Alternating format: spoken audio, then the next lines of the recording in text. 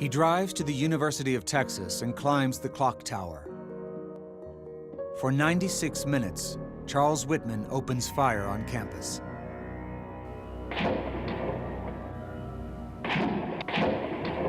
He kills 14 and wounds 31.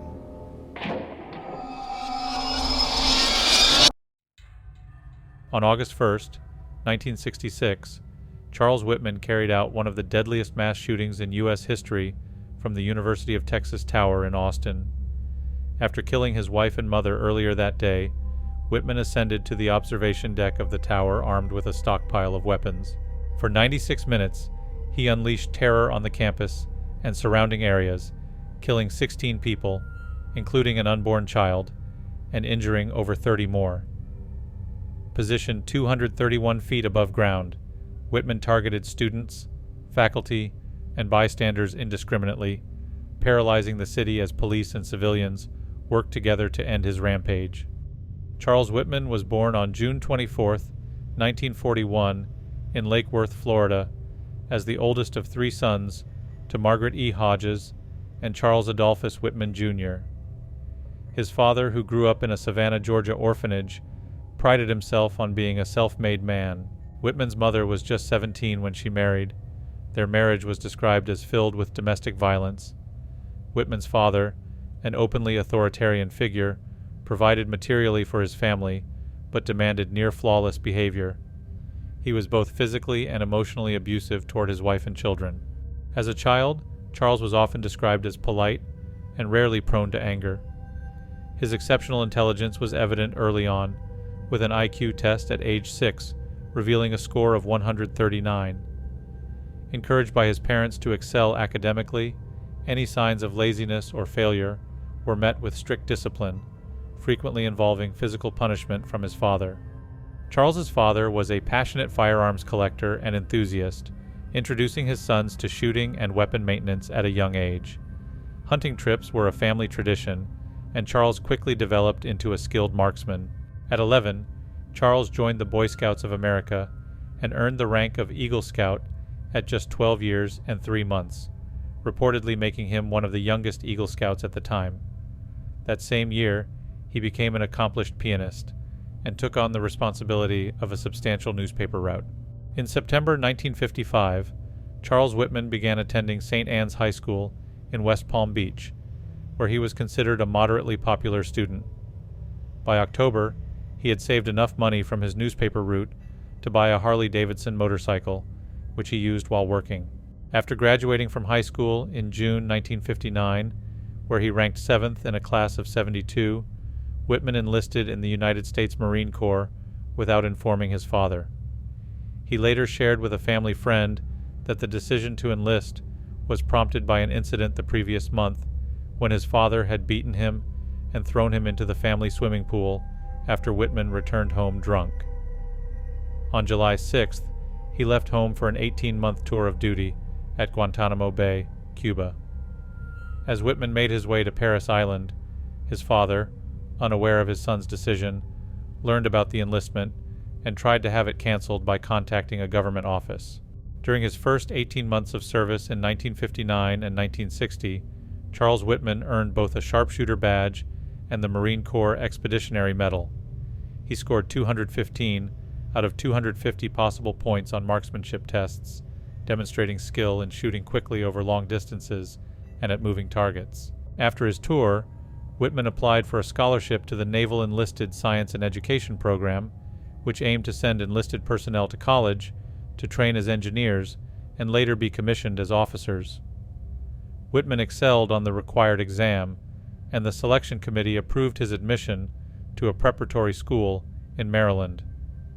There, he studied mathematics and physics before being approved to transfer to the University of Texas at Austin to pursue mechanical engineering.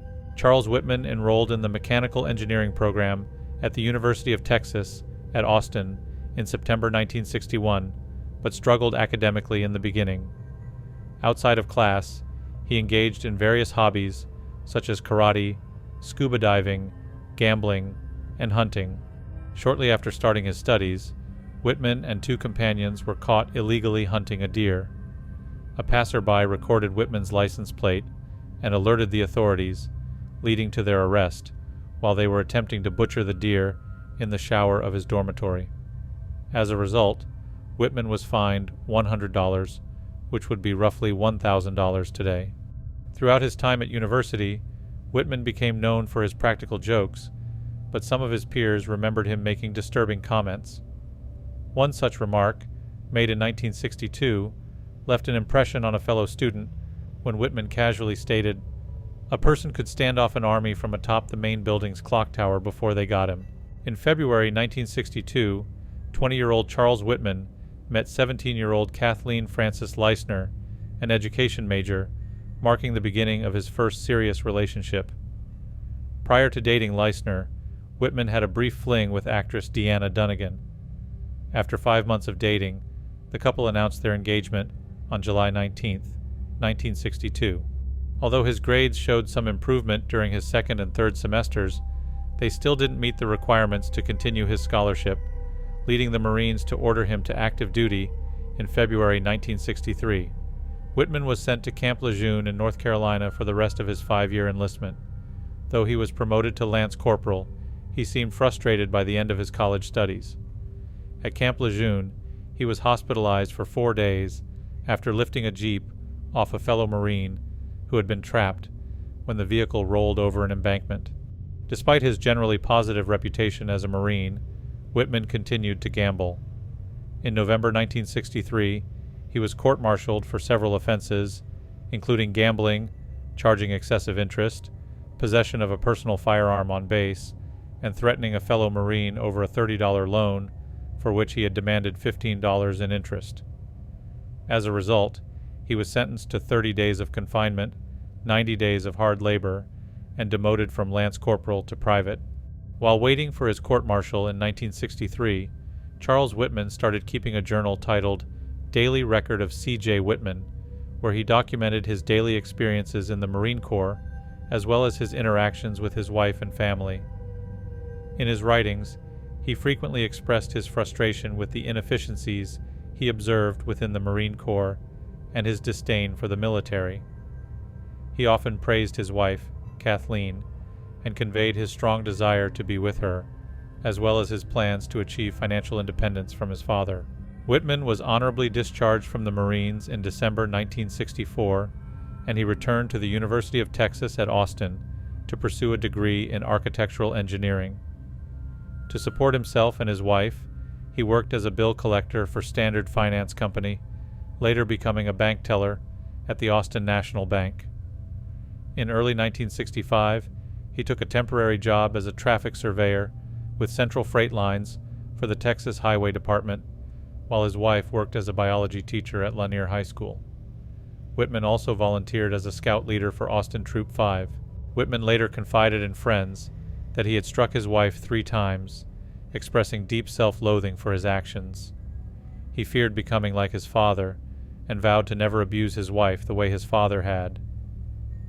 In May 1966, Whitman's mother announced her decision to divorce his father due to ongoing abuse. Whitman drove to Florida to assist her with the move to Austin, fearing his father might become violent as she prepared to leave. He even called a local policeman to stand watch outside the house during the move. Whitman's youngest brother, John, moved to Austin with their mother, while Patrick, the middle son, stayed in Florida and continued working with their father's plumbing supply business. In Austin, Whitman's mother found work in a cafeteria and settled into her own apartment, maintaining close contact with him. Meanwhile, Whitman's father made numerous long-distance calls, spending over $1,000, $10,000 today, pleading for both his wife and son to convince her to return. During this period of stress, Whitman began abusing amphetamines and developed severe headaches, which he described as excruciating. The day before the shootings, Charles Whitman purchased binoculars and a knife from a local hardware store, along with a can of Spam from a 7-Eleven. He picked up his wife, Kathy, from her job as a telephone operator, and then met his mother for lunch at the Wyatt Cafeteria near the University of Texas campus. Later that afternoon, around 4 p.m., Whitman and his wife visited their close friends, John and Frances Morgan. They left the Morgans' apartment at 5:50 p.m., so Kathy could make it to her evening shift from 6 to 10 p.m. At approximately 6:45 p.m., Whitman began composing a suicide note, part of which included the following message. I don't quite understand what it is that compels me to type this letter. Perhaps it is to leave some vague reason for the actions I have recently performed. I don't really understand myself these days. I am supposed to be an average, reasonable, and intelligent young man. However, lately, I have been a victim of many unusual and irrational thoughts. These thoughts constantly recur, and it requires a tremendous mental effort to concentrate on useful and progressive tasks.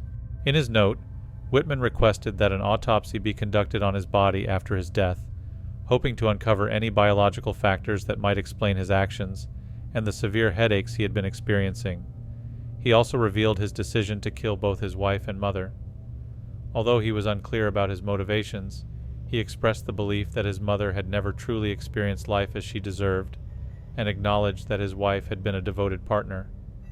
Whitman stated that his goal was to spare both women from the hardships of life and the shame of his actions.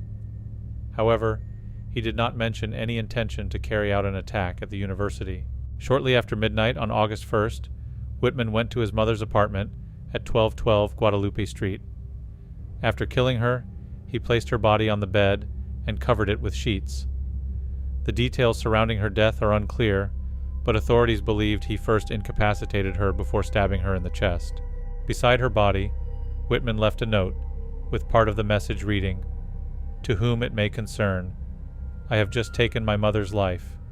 I am very upset over having done it.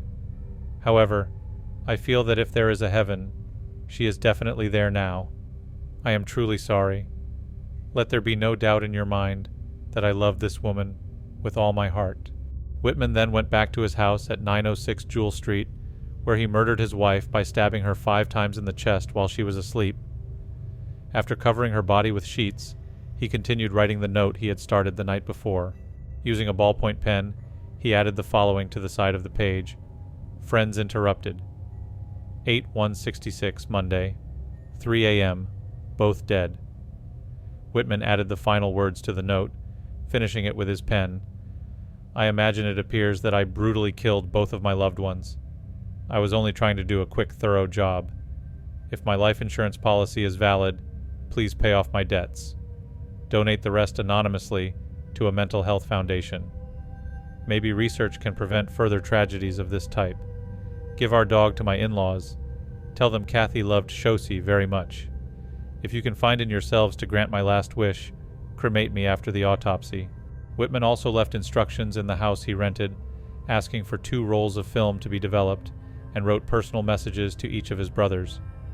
He concluded by writing on an envelope marked "Thoughts for the Day," which contained various written warnings.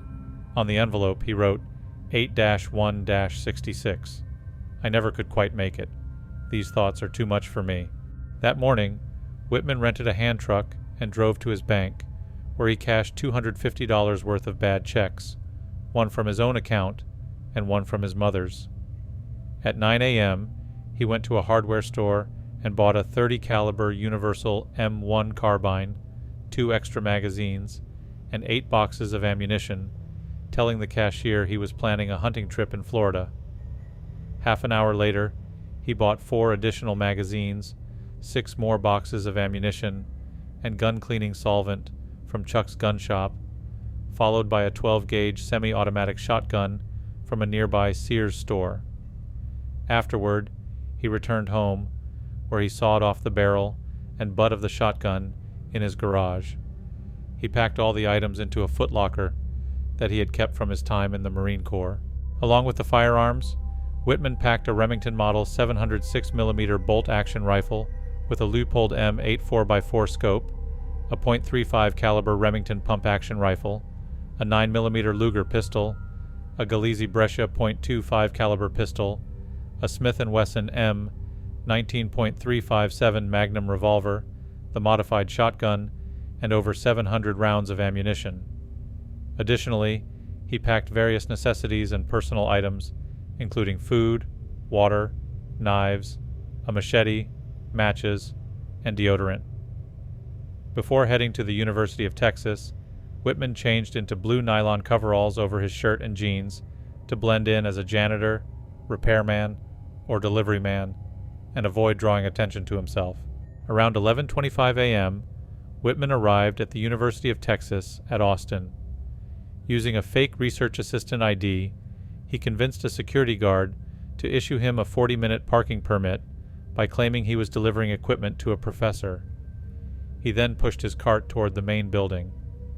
It's believed that he entered the tower between 11:30 and 11:35 a.m., possibly timing his arrival to coincide with the 11:45 a.m. class change, maximizing the number of potential targets on the campus. Once inside the main building, Whitman discovered the elevator was out of service. An employee named Vera Palmer, thinking he was a repairman, told him the elevator had been turned off and attempted to activate it for him. Whitman smiled and thanked her, repeatedly saying, "You don't know how happy that makes me." He then exited the elevator on the 27th floor, took his cart up one last set of stairs, and made his way down a corridor toward the observation deck.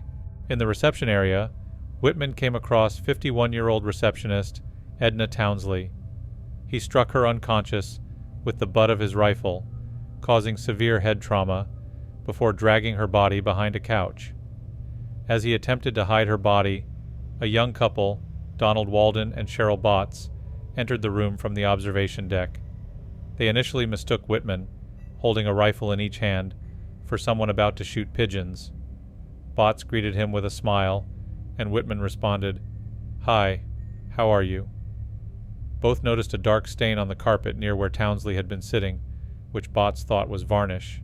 After Walden and Botts left the 28th floor, Whitman quickly constructed a barricade at the entrance to the floor using Townsley's desk, 2 chairs, and a wastebasket. As he moved toward the observation deck, he was confronted by a family from Texarkana trying to navigate the barricade. When 16-year-old Mark Gabber attempted to force open the stairwell door, Whitman turned and opened fire with his shotgun, killing Mark and his aunt, Marguerite Lamport, while severely injuring 19-year-old Michael Gabor and his mother, 41-year-old Mary Gabor. Mark's father, Michael Sr., and Marguerite's brother, William Lamport, were not hurt. They briefly fled before trying to help their family members and seek assistance. Michael Sr. later encountered Vera Palmer, who was arriving to relieve Townsley, and warned her about the ongoing violence. Once the barricade was secure again, Whitman shot Townsley in the head before moving his footlocker to the 6-foot-wide observation deck. He wedged the dolly against the entrance door, put on a white headband, and at about 11:46 a.m. began unloading his weapons from the footlocker, placing them around the deck's perimeter. At approximately 11:48 a.m., Whitman opened fire from the observation deck, which was 231 feet above the ground. His gunfire was indiscriminate, targeting random people across the campus, with many of the victims being young students. Among the first to be hit was an 18-year-old woman, 8 months pregnant, whose unborn child was fatally struck. The majority of the victims were shot around Guadalupe Street, a popular area known as the Drag, filled with coffee shops, bookstores, and student hotspots located to the west of the main building. Whitman also shot at individuals from the other 3 sides of the observation deck. Within the first 20 minutes of his attack, he had already wounded or killed most of his victims. At first, many people on or near the campus mistook the gunshots for noises coming from a construction site or thought that the individuals collapsing on the ground were part of a prank or a protest against the Vietnam War. As the truth of the attack sank in, some individuals risked their own safety to help the injured. Ambulances from local funeral homes, as well as an armored car, were used to reach those who had been shot. While the shooting continued, a mix of police officers and civilians fired back from the ground, using various weapons including handguns, shotguns, and hunting rifles. This suppressed Whitman's ability to freely aim and fire, causing him to stay low and shoot through 3 large storm drains positioned at the base of the observation deck. Among those targeted were Roy Dell Schmidt, a 29-year-old electrical repairman who was killed 500 yards away, and Morris Homan, a 30-year-old funeral home director, who was seriously wounded just after entering Whitman's line of sight behind an ambulance. In an attempt to neutralize Whitman, police arranged for a 2-seat Champion Citabria plane to circle near the tower. Sharpshooter Marion Lee was positioned in the aircraft, aiming for a shot at Whitman, but the turbulence caused by rising heat waves made it difficult to steady the plane. Whitman fired 2 shots at the aircraft before the pilot, Jim Boutwell, moved to a safer distance.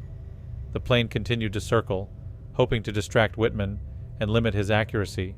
At 11:52 a.m., just 4 minutes after Whitman began shooting from the tower, the Austin Police Department received its first call about the incident at the University of Texas. All available officers and highway patrol units were quickly sent to the scene. Among the first to arrive was 23-year-old patrolman Billy Speed, who took cover behind a stone wall with a fellow officer. Whitman fired through a small gap between the columns of the wall, fatally shooting Speed with a single shot to the chest. Civilian Alan Crum, a 40-year-old retired Air Force tail gunner, became aware of the shooting when he saw teenager Alec Hernandez lying near the University Bookstore Co-op. At first, Crum thought it was a fight, but quickly realized the teenager had been shot and that the gunman was still firing from the tower. Unable to return to his store safely after helping Hernandez, Crum made his way to the tower, offering to assist the police. Inside, he joined Department of Public Safety agent William Cowan and Austin officer Jerry Day as they took the elevator up, with Cowan giving Crum a rifle for protection. Meanwhile, Officer Ramiro Martinez, who was off duty at home, heard about the shooting and contacted the police station to offer help. He was told to go to the campus to help direct traffic. When he arrived, he found other officers already handling that task, so he made his way toward the tower. After taking the elevator to the 26th floor, he met Officers Day and Cowan, as well as Alan Crum. Also responding was Austin Police Officer Houston McCoy, who made his way to the main building. With the help of a university employee familiar with the campus's underground tunnels, McCoy and a few officers were able to safely reach the building. On the 28th floor, McCoy joined Crum, Day, and Martinez in their efforts. On the 26th floor, the officers encountered an agitated Michael Joseph Gabor. Gabor screamed that his family had been killed by the gunman in the tower as he clutched his wife's bloodied shoes. In his panic, he tried to grab a rifle from one of the officers. Day and Cowan quickly restrained him, while Rodman and Gebert headed back down the elevator to the ground floor. There, they instructed Vera Palmer to shut down all elevators and began securing the building's perimeter as Martinez and Crum continued their ascent to the 27th floor. Halfway up the stairs to the reception area, the officers discovered the bodies of Marguerite Lamport and Mark Gabor, along with the gravely injured Mary Gabor and her son Michael.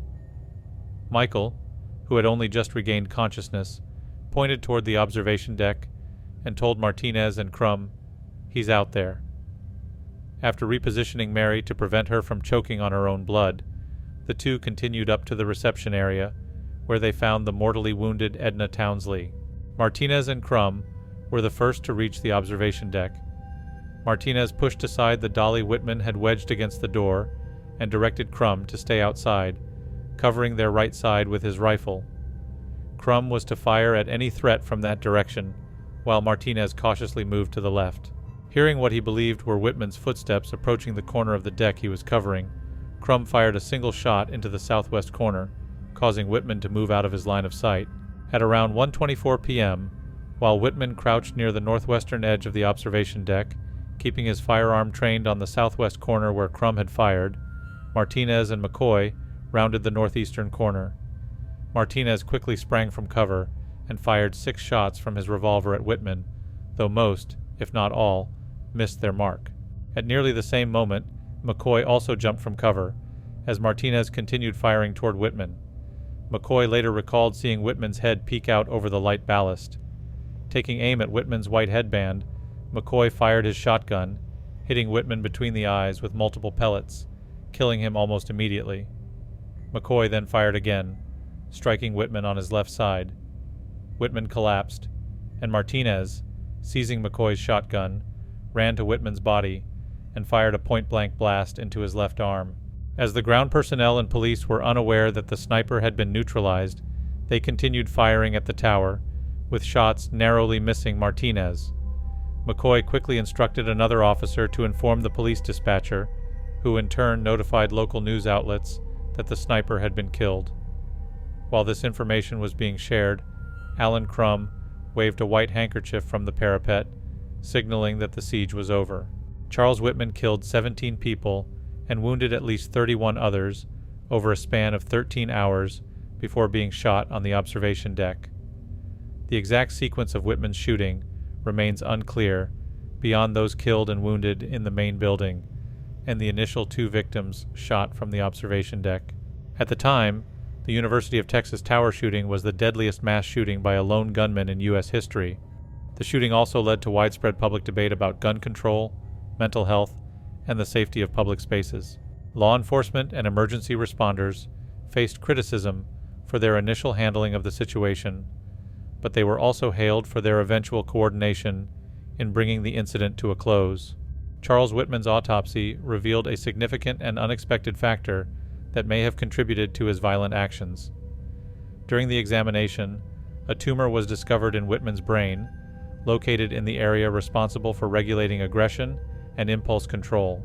This finding led some to speculate that the tumor could have influenced his behavior, potentially amplifying his violent tendencies and impairing his decision-making abilities. However, experts debated whether this tumor could fully explain the extreme violence of his actions. Whitman had previously exhibited signs of mental distress, including severe headaches and erratic behavior, which he had reported to doctors, but there was no indication that he had sought treatment for the underlying issues.